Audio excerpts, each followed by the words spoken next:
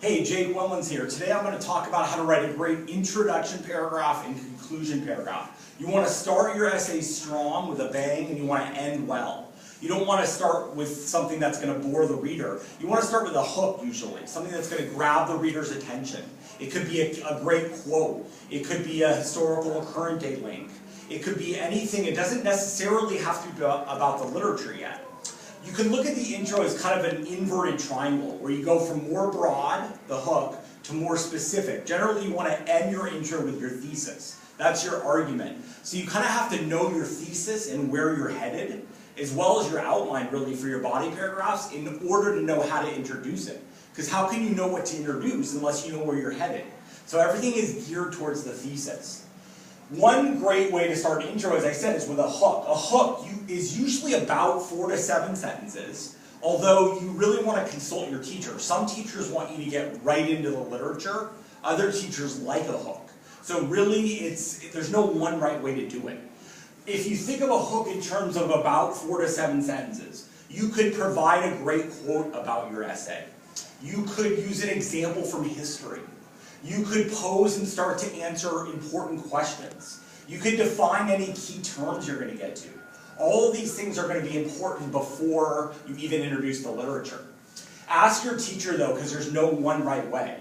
Here's an example hook from an essay about Lord of the Flies. This writer was writing on fear.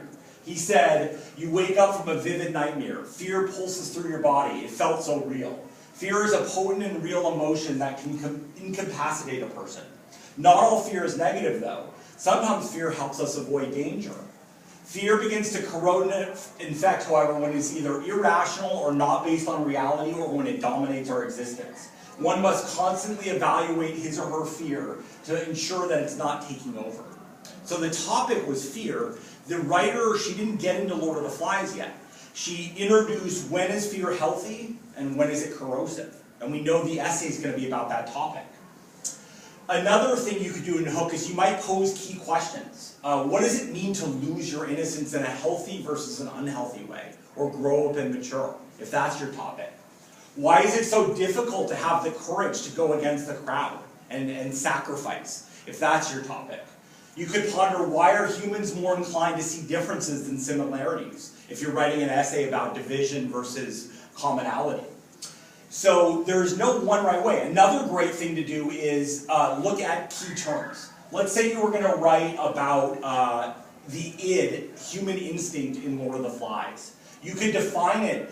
The id is based on our natural instincts. It's the animal part of ourselves and our gut reactions. Any term that's difficult or that is subjective, you want to define in your intro so the reader knows what you're doing.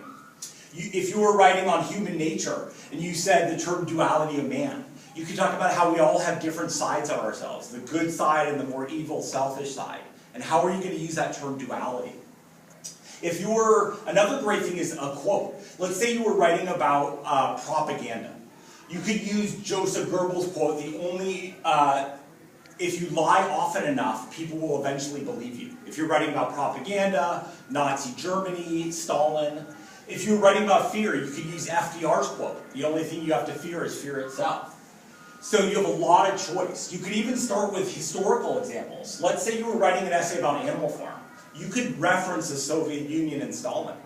If you were discussing To Kill a Mockingbird, you could talk about the civil rights movement in America. If you're doing the Salem witch trials, you could make a comparison to McCarthyism in the 1950s. So you have a lot of choice. After your hook, you want to link what you just said to the book. That's the transition from hook to book. How does what I just talked about connect to the literature? Here are some examples. In William Golding's Lord of the Flies, he examines how powerful and influential the emotion of fear can be. I just linked it to the literature. In Arthur Miller's The Crucible, he illustrates the effects of groupthink and paranoia. If that were my hook, now I'm connecting it to the play. After you've mentioned the author and title, you generally want to keep the rest of your intro about the literature. You want to narrow down.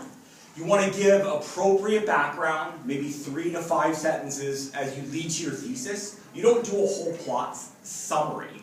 You can assume the reader knows the story. Instead, you give a narrow down with stuff that's only going to come up in your essay. Don't put things in your introduction that you're not going to actually mention. An example could be, if you scroll down, keep going, William Golding in his novel Lord of the Flies examines how fear dominates. That was the transition from the previous hook. Narrow down. Stuck on the island with no adults, the boys become frightened and scared. Initially, they project their fears onto a fictional beast, but they eventually let the fears get the better of them. The boys' trepidation and terror begins to transform them into savage creatures. Because they're so driven by fear, they become selfish, violent, and disrespectful. Their fear makes it an every man for himself society. That was the narrow down. You see, it's not a whole plot summary. Then the author ends with a thesis. In the novel, fear eradicates and demolishes order. So you had your hook, you had your link to the book, you had your narrow down, and then you had your thesis statement.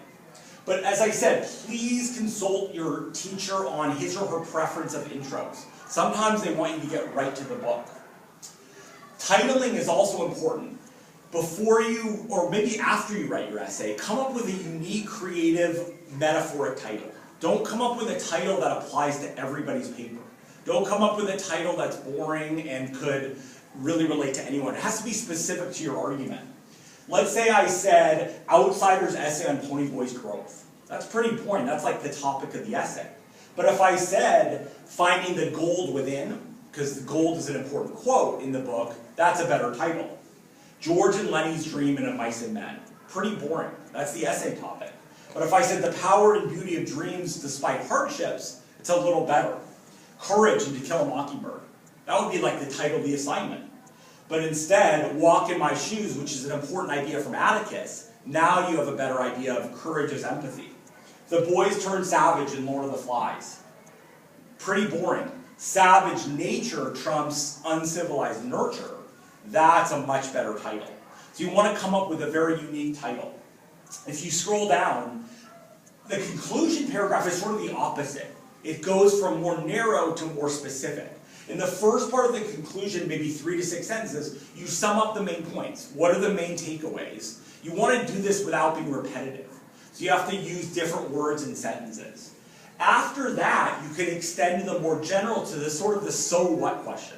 Meaning, why does this matter on a level bigger than an essay? What's the takeaway? What can we learn from this? Okay? An example of a wrap-up. Now, after a wrap-up, I would do, all right, what's the so what? So let's say I was writing on this crucible. One example might be to give, let's say you were writing in your intro about a current day link. Maybe in your wrap-up, you go to the history, or vice versa. In your intro, in the hook, if I did something on a personal level. Maybe in the wrap-up, I tie it to a societal level. Okay, so you have to do it in a way that's different than your intro. Otherwise, it could get really repetitive. Okay, but the conclusion, think of it in terms of a regular triangle, more narrow to more broad. And when the reader leaves, he or she should think, oh, this matters on a level more important than an essay. So I hope this was helpful on introductions and conclusions. Remember, you want to start well and end strong. Those are the first and last impression on the reader. Thank you, and namaste.